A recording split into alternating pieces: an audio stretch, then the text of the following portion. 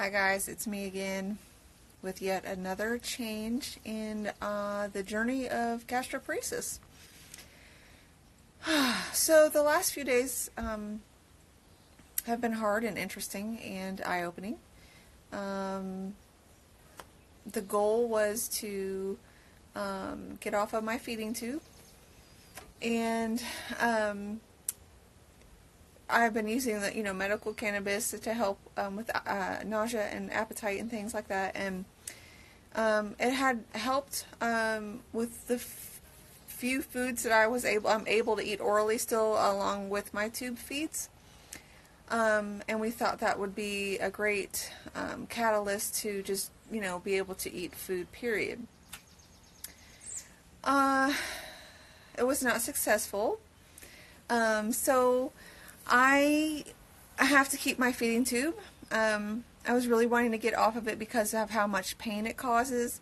But so far I've been able to deal with the pain. I've done a few different things to it and treated it a little bit differently, and so it's not hurting as much.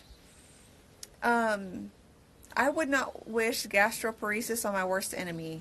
When your stomach does not function properly,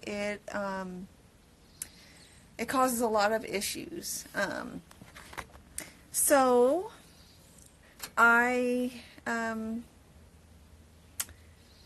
we've just come to that conclusion that the feeding tube is what is best for my own body. So anyway, what that means is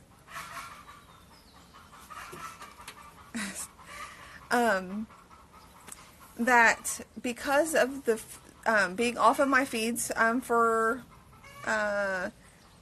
like a couple days, I lost weight. I couldn't maintain my weight. I got dehydrated because I couldn't get enough orally in for liquids and like fluids and things like that, and it was kind of miserable. My stomach still wouldn't function, and yesterday the medical cannabis did not work for me at all. So that was really a rude awakening for us, because even with the medication, it doesn't mean that I will be able to eat, if that makes sense. Hi, Mom. It doesn't mean that I can eat. I can eat a few things orally, but I can't eat enough to sustain myself, and we've tried. What happens is I'll eat food that is substantial or whatever, but then my body has a very difficult time breaking it down to the size where your body absorbs nutrients, and then you can it uses it for energy and all that stuff like that. My body has a very difficult time doing that. So even though I can eat the food and swallow the food and it gets in my stomach, and even if it is able to leave my stomach from the domperidone, it still has a difficult time being processed.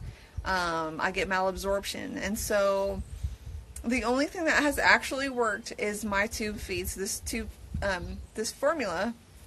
So that's what we are going back to, and that's what we're going to have to stay with. It looks like probably the rest of my life. Coming to that reality yesterday was a bit difficult for me. I wasn't expecting it. I was really expecting this other stuff, everything else to work, and that I'd be able to get the tube out and everything would be just fine and I would just move on. But that's not the case, and I've come to terms with it now. But yesterday was a very difficult day. It was kind of like that, the crossroads, I guess, you come to in your life, where it's basically life or death. Are you going to choose this or that? And I'm going to choose keep my feeding tube, obviously, but the main issue with my tube is pain, and so if we can get that under control, I'll be okay. And so far it's under control, but as anybody with a feeding tube knows, you have good days and bad days with your feeding tube, and yeah, so I'm actually kind of worn out now from the traumatic, I guess, experience of being off my feeds.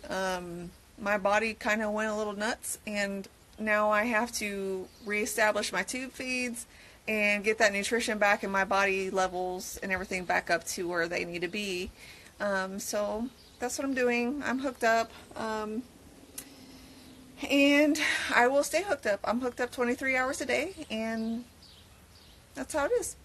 And that's okay. I do know that it has been a blessing in disguise, I guess, but, you know, to have the two, because I have been able to gain my muscle back, my weight back, energy back, and things like that. And so my body, for whatever reason, because of all the things that I have going on, if I just had GI issues, I think I might be able to get off the tube, but I don't. I have neuromuscular issues, I've got connective tissue disorder issues, I've got mast cell disorder, and so, like, for instance, even the food that I was able to eat the last couple of days, my body reacted to in a mast cell flare in my GI system.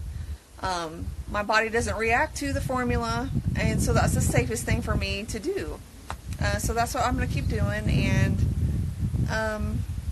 just move on. So, you know, probably won't talk about it all a lot, because as you guys know, it can be frustrating. Hello, wind. It can be frustrating when things change so often, and especially for you guys who follow, you know, my health journey or whatever, and believe me, it's frustrating for me too. But these changes happen, and that's just how chronic illness is. And especially when you have a plethora of chronic illnesses, something always changes, because it just does. But that being said, my nutritional status will not change now, because this is it. This is the final decision my body has made for me. It's really not giving me any choice. And I'm learning to be okay with it. I'm living with it. And because of that, my other illnesses are going to calm down. Without nutrition, the rest of my chronic illnesses go haywire and brings lots of issues that are not fun and not good and scary. So, yeah, we're just going to keep it. I'm just going to go on about my business. I'm just going to go on and do the best I can to live the best I can, and do what I can do, and take it day by day. And I won't drag everybody else along with me, because I think that if you have chronic illness, you know it can be very exhausting to follow someone's journey when it's kind of up and down roller coaster ride. And you know, I don't really like putting people through that, but of course I'll keep in contact with my family and things like that, obviously. But, you know, just being able to kind of set it aside, deal with it, live my life with a feeding tube, and just, that's going to be my new normal, I guess. You know, just, I'm going to do what I can on the days I can, and take my pack along, and hopefully have the strength and energy to do things. Some days are better than others, as you know, with chronic illness. It is up and down. But with my feeding tube, I've had a lot more up days. Hey, Nikki. A lot more up days than I have had down days. And like I said, being off my feeds just for the couple days, I already lost weight. I got dehydrated. It was a kind of eye-opening, and so, not to repeat myself, but that's what I'm going to do. So, I'm a tubie. I guess I have to accept it. But, yeah. Anyway. Yeah, I'm just resting now. Recuperating from the time I've been off my feeds, and getting my nutrition back, and just, yeah, doing that. So, I hope you guys have a great Memorial Day weekend, and it's supposed to be like 95 degrees here in the Midwest all weekend, and it's going to be really hot. So I won't be doing a ton outside, because I don't handle heat very well. I handle heat a little bit okay. It's the humidity that gets me. It sucks everything out of you. But not going to be doing a whole lot, just kind of relaxing and enjoying my husband and his time off, and yeah, so taking care of chickens, probably planting some beans. We haven't planted yet, and I like to do that. My husband wants beans, and so that's all we're gonna plant this year. We're gonna be really low key on our gardening, but the easier the better for me right now. So, but thank you, Javier, and I hope that your foot is feeling better. I know that was a big ordeal for you. I've been praying for you too, with your feet, so your foot.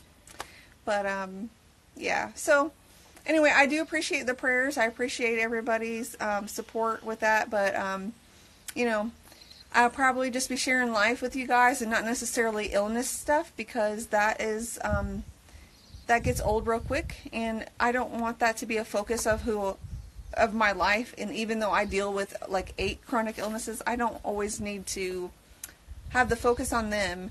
And you know, I just kind of want to focus on life. And you know, it's short, and I don't want to focus on illness all the time. I kind of want to focus on summer and the dragonflies and the butterflies and the flowers and my chickens and the breeze that's beautiful and gorgeous weather, and you know, getting out and doing things and things like that. And even if it's in a wheelchair or whatever it is, just getting out and living life and enjoying that instead of thinking about illness. I don't want to do that. So I don't knock anybody who does bring awareness up and talk about that stuff, because it's needed. But for me, it just ends up being too hyper focused for me, and it brings me down a little bit to think about all the things that is wrong with me, if that makes any sense. I like to focus more on other things now. But anyway, that's it. I don't want to bore you anymore. So I hope you guys have a great day, and take care, everybody, and I will see you next time.